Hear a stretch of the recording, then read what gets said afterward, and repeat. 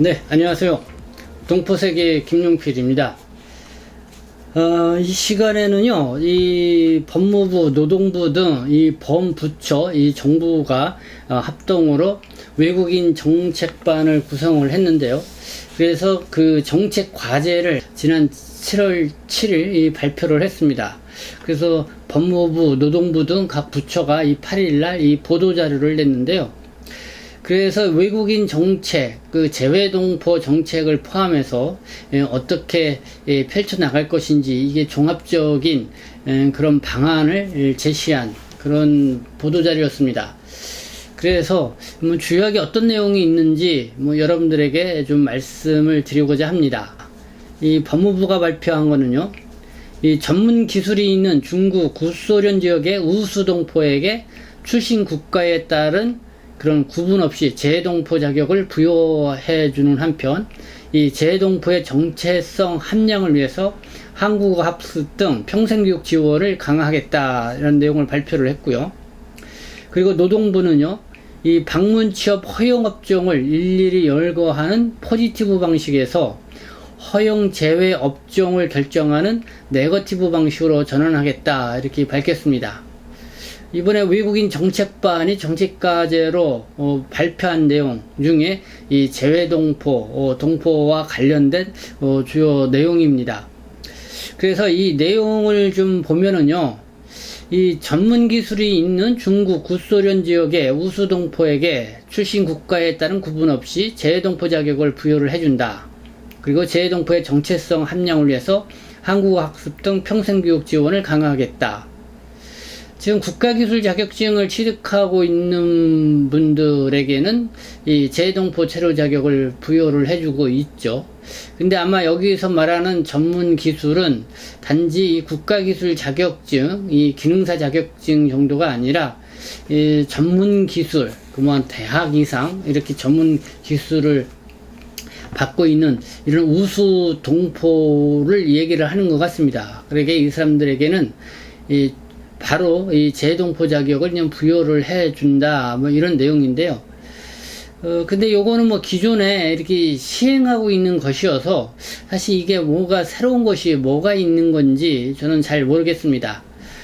그러나 어쨌든 전문 기술이 있는 중국, 구소련 지역의 우수동포에게 이 출신 국가에 따른 구분 없이 재동포 자격을 부여해주겠다, 이렇게 발표를 했습니다. 그래서 어쨌든 지금 국내에서 국가기술 자격증을 취득한 사람들에게 지금 좀 예 없이 재동포 자격을 이렇게 부여해주겠다는 그런 의미인지 요거는 좀 더 지켜봐야 될 것 같은데요.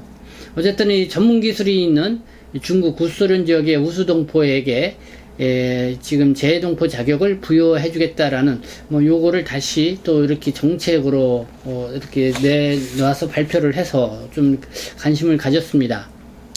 그리고 아마 이 한국어 학습, 그러니까 평생교육 지원, 아마 이 한국어 지금 차세대 동포라고 그럴까요? 3세대, 4세대, 특히 이제 고려인 동포들 같은 경우는 이 한국어를 못하는 동포들이 많이 있죠. 그러니까 한국어 교육의 필요성과 그거로 인한 또 정체성 함량이랄까요? 이런 필요성이 상당히 대두되고 있는데요. 그래서 이 재동포의 정체성 함량을 위한 이 한국어 학습, 그리고 이와 관련된 평생교육 지원이 있을 것 같고, 그에 따른 뭔가 좀 인센티브 제도가 도입되지 않겠나, 이렇게 생각을 해보게 됩니다. 그리고 노동부 측에서 발표한 내용을 볼까요? 이 방문 취업 허용 업종을 일일이 열거하는 포지티브 방식에서 허용 제외 업종을 결정하는 네거티브 방식으로 전환하겠다. 근데 이와 관련돼서는 제가 1년 전인가요? 그때도 아마 방송으로 설명을 해드린 바가 있습니다. 이런 방식으로 이렇게 고용 방문 취업제의 취업 활동 요구의 범위가 좀 바뀔 것이다. 이 무슨 얘기냐면요, 여기 포지티브, 네거티브, 좀 영어 표현이 나와서 좀 어렵게 받아들이는데요. 그러니까 이 포지티브 방식이라는 거는 이런 업종에서는 이 일을 해도 된다. 그러니까 허용 업종을 규정을 해 놓는 것입니다. 그래서 지금 방문 취업 동포 같은 경우는 지금 39개 업종을 정해놓고 여기에서만 취업을 할 수 있도록 했죠. 그 39개 업종이라는 것이 대개 보면 단순 노무, 단순 근로 취업 활동을 할 수 있는 39개 업종인데요.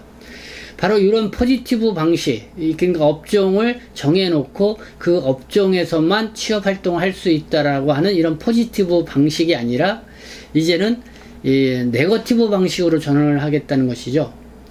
그러니까 이런 업종에서는 취업 활동을 하면 안 되고 나머지는 다 해도 된다. 이런 방식이 이제 네거티브 방식입니다. 그러니까 지금 재외동포 체류 자격으로 있으신 분들의 이 취업 활동 범위를 규정을 할 때 이렇게 하죠. 그러니까 단순 노무 일을 하면 안 된다 해가지고 이 단순 노무 일을 그 업종을 이렇게 정해놨습니다. 그래서 그 단순 노무 일에 해당되는 그 일을 위에 그 일 위에 다른 일은 다 할 수 있도록 이렇게 열어놨죠.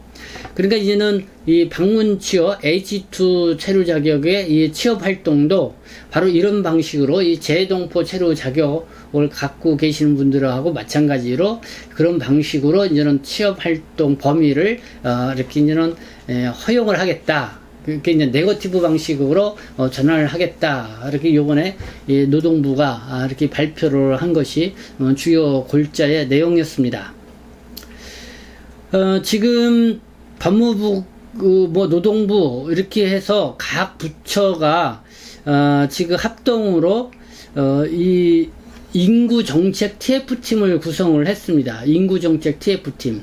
그러니까 지금 한국 사회가 그냥 저출산, 고령화 그런 데다가 인구가 점점 감소하고 있죠. 그래서 정부 차원에서 인구정책 TF팀을 만들었고 그것이 이번에 제3기 인구정책 TF팀이 만들어졌는데요. 바로 이 제3기 인구정책 TF팀이 바로 외국인 정책반을 구성을 해서 이번에 지난 7월 7일 그 정책과제를 이렇게 발표를 한 것입니다. 그래서 그 정책과제로 발표한 내용 중에서 이 동포분들하고 관련된 주요 내용만 제가 앞서 지금 이렇게 설명을 해 드린 것입니다. 그러면 전반적으로 인구정책 그 TF팀이 구성이 돼서 외국인 정책반을 별도로 만들어서 내놓은 이 정책과제 과연 그 내용에는 또 어떤 내용들이 있는지 그것도 여러분들에게 좀 더 구체적으로 설명을 해드리고자 합니다.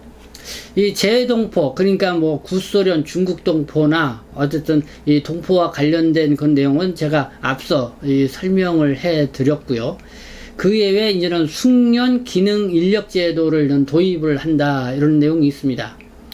그러니까 지금 고용 허가제로 입국한 외국 인력이 많죠.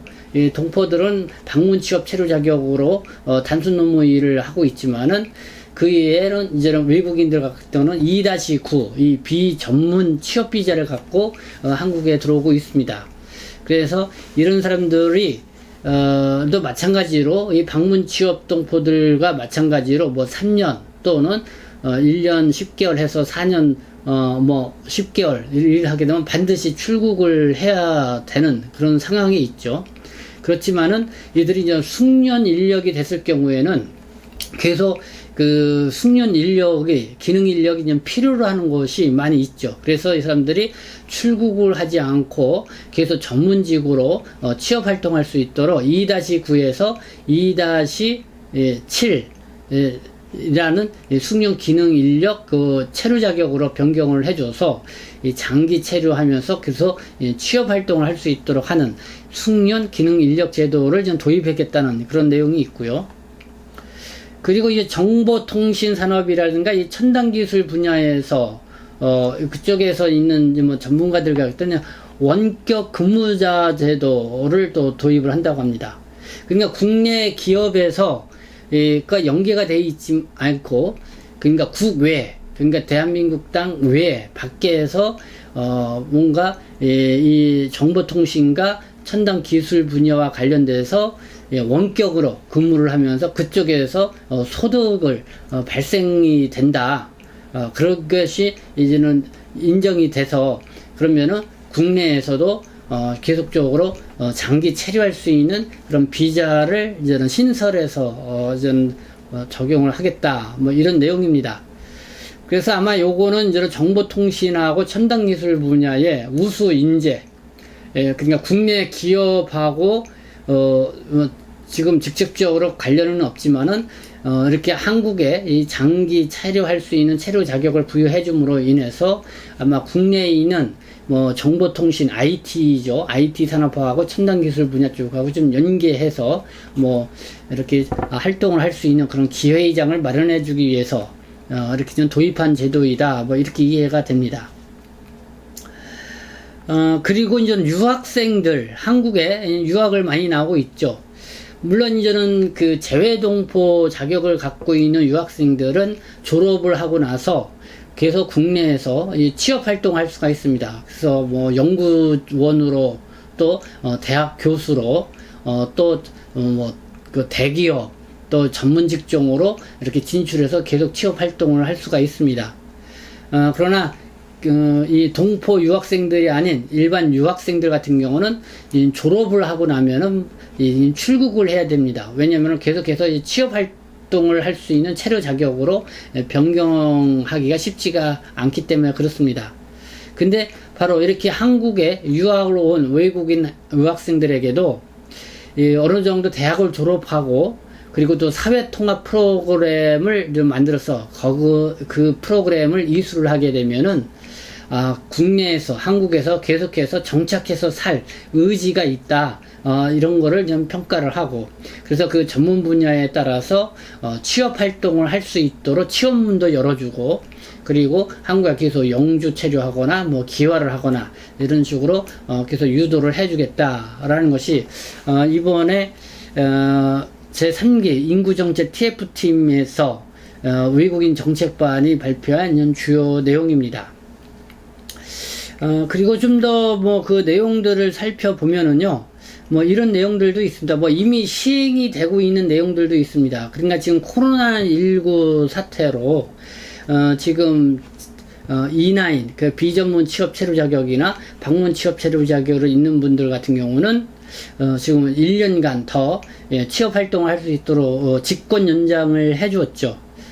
그래서 이제는 그러니까 2021년 4월 13일서부터 2021년 12월 30일 사이에 체류 기간이 만료되는 방문 취업이나 그 고용 허가제로 있는 이런 인력에 대해서는 이미 1년 더 취업을 할 수 있도록 직권 연장을 해 준 상황입니다. 그 인원이 한 7만 명 정도가 된다고 해요. 뭐 그런 내용도 있고 그리고 또 계절 근로자, 농어촌에서 지금 일을 할 수 있는 계절 근로자를 체류하고 있죠. 그러니까 출국하지 않고 있는 지금 뭐 출국 유예를 받고 있거나 어쨌든 그런 모든 체류 자격의 외국인들 같은 경우는 이렇게 계절 근로를 할 수 있도록 그래서 이제 뭐 코로나19와 이런 특수 상황에 놓여 있는 그런 사람들에 대한 그런 정책은 이미 뭐 시행하고 있는 그런 정책이고요. 그리고 이제 주요하게 이제 검토를 하겠다고 하는 그런 분야가 있는데요. 그런 사회복지와 관련된 그런 분야입니다. 그러니까 지금 우리 동포분들 같은 경우가 가사도우미, 그 다음에 간병인, 뭐 요양보호사, 뭐 이렇게 활동을 많이 하는데 지금 한국 사회가 점점 고령화가 돼 가고 있다 보니까 그 인력이 많이 더 필요로 한다는 것이죠. 근데 지금 내국인 인력도 많이 활용을 하고 있지만은 그거 갖고 부족하니까 지금 사실 이 중국 동포, 이 한국말이 잘 서로 소통이 되는 이 중국 동포들이 사실 가사도우미로 그 다음에 간병인으로 활동을 많이 하고 있습니다. 근데 이 중국 동포들도 뭐 그 인원이 이제 한정되어 있죠. 그렇기 때문에 그 인력을 다시 더 필요한 인력을 이제는 그 도입을 해야 되는 그런 상황이 오기 때문에 그런 부분을 적극 이제는 검토를 하겠다. 그러니까 뭐 제3국에 있는 그런 외국 인력을 어떤 방식으로 들어와서 이 가사도우미라든가 간병이 뭐 이런 활동을 하겠는가, 뭐 그런 부분들을 좀 적극 검토하겠다라는 그런 방안도 이렇게 포함되어 있습니다. 네, 이와 관련된 내용은 법무부 출입국 외국인 정책본부에 들어가면 7월 8일자에 보면은 인구 감소 시대 외국인 영향을 국가 성장 동력으로 라는 이런 제목으로 올라져 있습니다. 뭐 주요 내용들은 제가 지금까지 여러분들에게 이 설명을 해드린 그 내용입니다. 그래서 글쎄요, 뭐 이미 시행되고 있는 것도 있고 그리고 또 뭔가 좀 새로운 부분도 있고 있는데요. 근데 동포분들 입장에서 볼 때는 뭐 기대될 만한 것이 뭐가 있겠는가? 뭐 앞서 말씀드린 것처럼 크게 두 가지인 것 같습니다. 이 전문 기술을 갖고 있는, 소지하고 있는 사람들을 재해동포 체류 자격으로 이렇게 변경을 해주겠다. 그러면 지금 C38 체류 자격으로 있으면서 국가기술 자격증을 취득한 사람들을 글쎄요, 조만간에 바로 이 재해동포 체류 자격을 이미 좀 부여를 해주고 있죠. 근데 지금 뭐 출국 유예를 받고 있기 때문에 이런 분들이 지금 국내에서 체류를 못하고 뭐 출국했다가 와야 되거나 뭐 계절 근로를 해서 60일 이상 해야 되거나 뭐 이런 부분들이 있죠. 그래서 뭐 그것도 이미 시행하고 있는 부분이기 때문에 새로운 것은 아니다, 이렇게 생각이 들고 있고, 그리고 이 방문 취업 체류 자격으로 있는 사람들의 취업 활동 범위를 저는 39개의 그 허용업종의 그 범위에서만 하라 하는 건데, 이제는 그런 방식이 아니라 이제는 하지 말아야 할 그런 업종을 정해놓고 그 위에 나머지 업종, 그러니까 재해동포 체류 자격을 갖고 있는 분들이 하는 그런 방식으로 이렇게 취업 활동 범위를 이렇게 규정해 나간다, 뭐 이런 부분들에서 조금 달라지는 부분이 있다, 이렇게 생각이 듭니다. 네, 뭐 이렇게 이제 그 범정부 차원에서 외국인 정책반에서 이와 관련 이 정책 과제를 발표한 내용이 있어서 조금이나마 여러분들에게 이 정부 차원에서 또 도움이 될까 해서 말씀을 드렸습니다. 네, 지금까지 시청해 주셔서 감사하고요. 또 이 정책과 관련돼서 또 여러분들의 또 바라는 바라든가 의견 같은 거 있으면 또 댓글이나 뭐 여러 가지 저에게 또 내용으로 또 보내주시면 감사하겠습니다. 네, 지금까지 시청해 주셔서 감사합니다. 저는 동포세계심 대표 편집장 김영필이었습니다.